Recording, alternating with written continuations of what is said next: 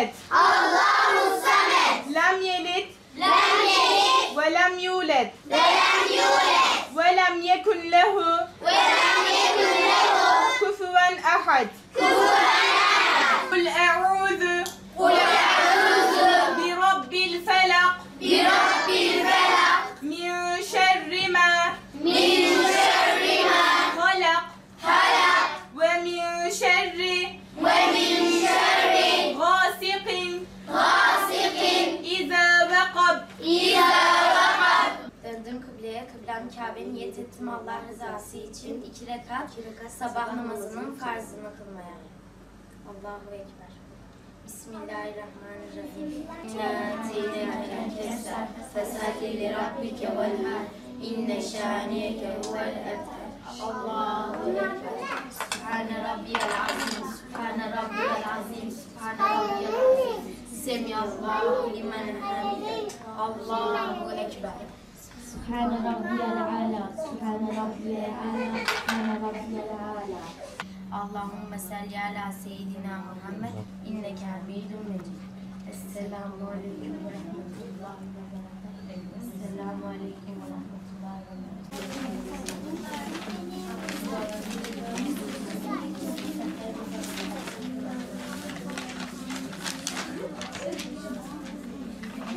De ki o Allah birdir.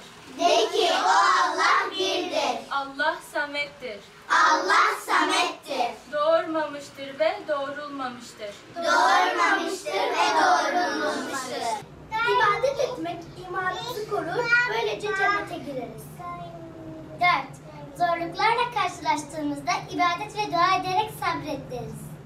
وصلاة القائمة Ve salati kaime. آت محمدا Ati Muhammeden الوسيلة والفضيلة el vesilete vel fazilete ودرجة الرافعة ve dereceten rafi'a وابعثه مقاما ve ba'su makamen محمودا mahmuden الذي ellezî وعده va'adehu إنك لا تخلف الميعاد.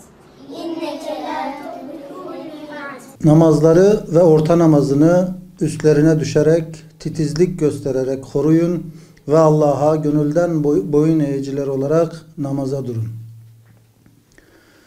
Tüm zamanlara ve çağlara hitap eden bir kitabın müntesipleri olarak hayatı Kur'an'a ayarlı yaşamalı, nesillerimizi Kur'an'a endeksli yetiştirmeliyiz. Rabbimizin rızası doğrultusunda bir Kur'an neslinin inşası öncelikli vazifelerimizdendir.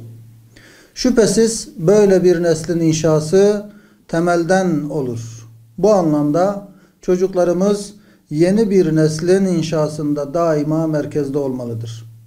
Çocuk eğitiminin gittikçe zorlaştığı günümüzde bu konu üzerinde hassasiyetle durulmalı ve nebevi öğretiler doğrultusunda erken yaşlarda çocuklarımıza İslami bilinç verilmeli ve ibadetler öğretilmelidir. Kur'an Nesli platformu olarak bu gaye doğrultusunda yıllardır hayat namazla güzeldir diyerek çocuklarımıza namazı sevdirmek ve namaz bilincini yerleştirmek için her yıl Ağustos ayında namaz eğitim programları uyguladık. Yıllardır gerçekleştirdiğimiz bu programlarda yüz binlerce çocuğumuza namazı anlatıp namazı öğrettik. Namaz sevgisinin sokaklara, parklara, meydanlara taştığı bu programlarımızda birbirinden güzel sahnelere hep birlikte şahitlik ettik ve o güzel sahneleri de Rabbimizin huzurunda şahitler eyledik. Büyük bir emek ve özveriyle gerçekleştirdiğimiz bu programları kitlesel katılımlı final etkinlikleri ile taçlandırıp namazı gündemimizin merkezine yerleştirmeye gayret ettik ve etmeye de devam edeceğiz inşallah.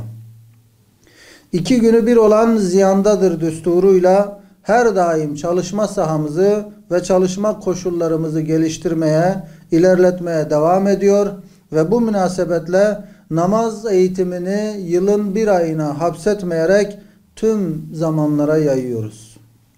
Bundan sonraki süreçte imkanlarımızın el verdiği her yerde hayat namazla güzeldir temasıyla çalışmalarımızı genişleterek, geliştirerek yılın tamamına yayıyor ve namaz eğitim programımızı sürekli hale getiriyoruz.